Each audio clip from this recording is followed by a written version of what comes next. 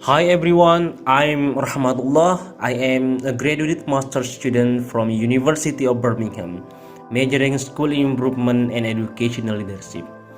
I am also a founder of Yayasan Pendidikan Bale Edukasi Indonesia di Indonesia and the head of Darul Ihsan Secondary School in Indonesia. In this video, I would like to present my paper under title Indonesian Head Teachers Understanding about Bullying and its relation to action, policies, and programs in tackling it. Well, let me start from the introduction. According to Presidential Decree number 36, 1990 about Convention on the Right of the Child, it is a must for Indonesia to ensure that all Indonesian children should be protected from any form of harassment and discrimination, regardless of their skin color, race, gender, ethnicity, religion, language, and political belief. Therefore, they are expected to live, grow, and develop optimally. However, a survey conducted by UNICEF cited in UN News 2018, they found that 1 in 5 children in Indonesia have been bullied, some 18 million in all. Wow, what a huge number! As we know that bullying is a negative action that is intentionally and repeated. It destroys the victim's confidence and self-esteem, and therefore they are very likely to feel unsure of themselves. Furthermore, the victims experience a feeling of traumatized and sadness. Additionally, bullying also makes a victim more vulnerable to trying to escape through the use of drugs or alcohol, to increase the risk of stress and suicide. Well, bullying is there at schools. As the leader of the schools, head teachers play a big contribution on how to prevent bullying among students. Therefore, this study aims to discover how head teachers' understanding of bullying affects their actions, policies, and programs in related to bullying prevention. Let me move to literature review. First, head teacher. In Indonesia, the head teacher or principal is a teacher who receives additional duties as a leader in a school. Sudarman 2002. Basically, the head teacher is a leader who moves, influences, motivates, and directs people in organization or educational institution to achieve predetermined goals. They are also the most responsible person for the implication of the innovative administration and education at school. Eko Siswoyo, 2016, implicitly emphasized that head teachers' duties and responsibilities concern the overall school activities. Therefore, they are the most responsible person to find the best way on promoting good behavior and preventing bullying. They must be able to mobilize school resources, including technical and administrative education across programs and across sectors by utilizing existing resources in schools, so the best and the most appropriate way in tackling bullying can be achieved effectively and efficiently. Second, bullying. Bullying is a systematic abuse of power. According to Rigby 2003, such as an abuse of power was conceptualized as an action that might cause hurt or injure a person who is less powerful. This might include situations in which the perpetrator is fully aware of this power imbalance and that the victim is unlikely to be in a position to resist effectively. Third, type of bullying. Bullying can be categorized in 3 types: physically assault or physical bullying, such as hitting, kicking, and pushing, or non-physical or verbal bullying, such as shouting, verbal threats, or calling of names. And the third one is indirect bullying or cyberbullying, such as telling lies or spreading rumors about a person and doing these things through the use of technology such as mobile phones, email, or social networks. And last, the effect of bullying. On the one hand, Barron and Breen 2005 argues that bullying can have damaging effects on the victims. The inability to deal with bullying makes victims feel anxious and isolated, including isolated from environmental interaction, making it difficult to build interpersonal relationships and may be problematic in academic terms. Furthermore, bullying victims experience insomnia, show signs of depression, get physical ill, have difficulty concentrating on school assignment, and refuse to attend class regularly.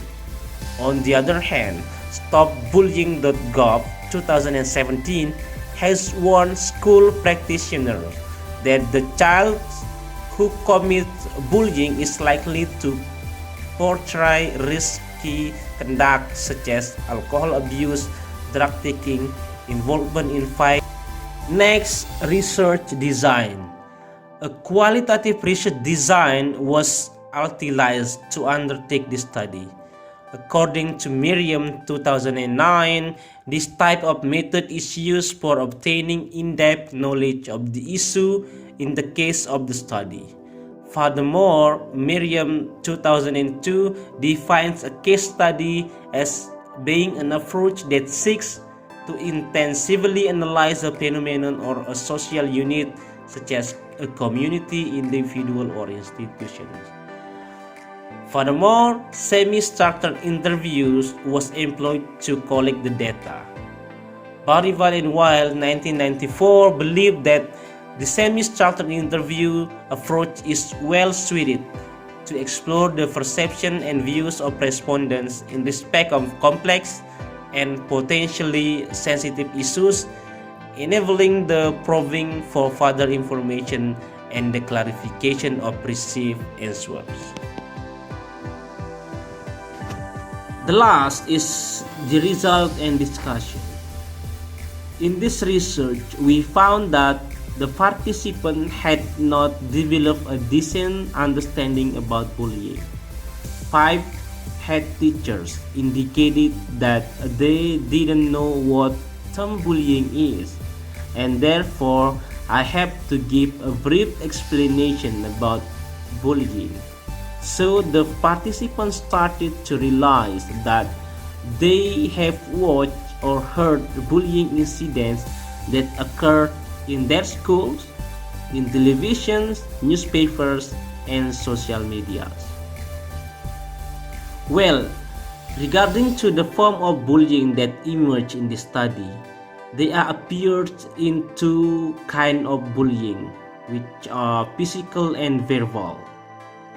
Physical occur including hitting undertaken an empty-handed or with an implement such as a pencil, book, or bag, shaking or pushing ahead of his friend, and pressing against a friend's body or nose.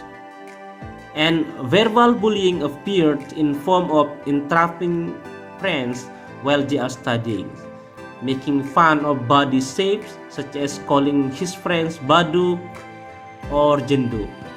Baduk comes from the Sasak language, a local language of Lombok Island, which means big or fat.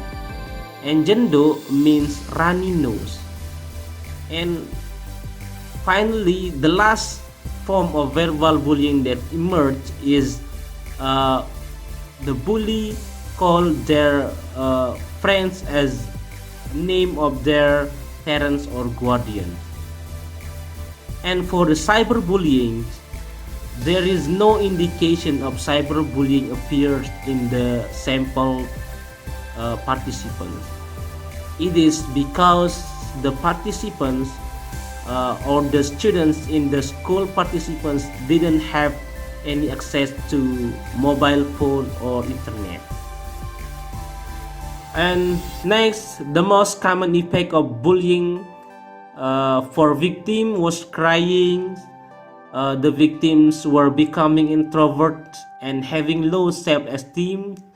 Few of the respondents also said that the victims are identified that there is a possibility to cause physical injuries, and the victims are more likely to be absent from the schools, be afraid of others, and have traumatic feelings and want to stop or leave the schools. While the bully is identified to more likely involved in fight or the use of alcohol and or become criminal in the future. And for the head teacher, understanding of bullying is very limited. Thus, we found no special action was being taken in bullying incident or bullying prevention. There were no bullying records, no anti-bullying policies, no pastoral support or any others. However, some additional programs were unconsciously identified, helping schools minimize number of bullying at schools. These programs were called Impact, a compulsory subject called PKWN or PAI, etc. These programs emphasize at a good behavior. Promoting a good behavior is one among the best way in addressing aggressive behavior among students.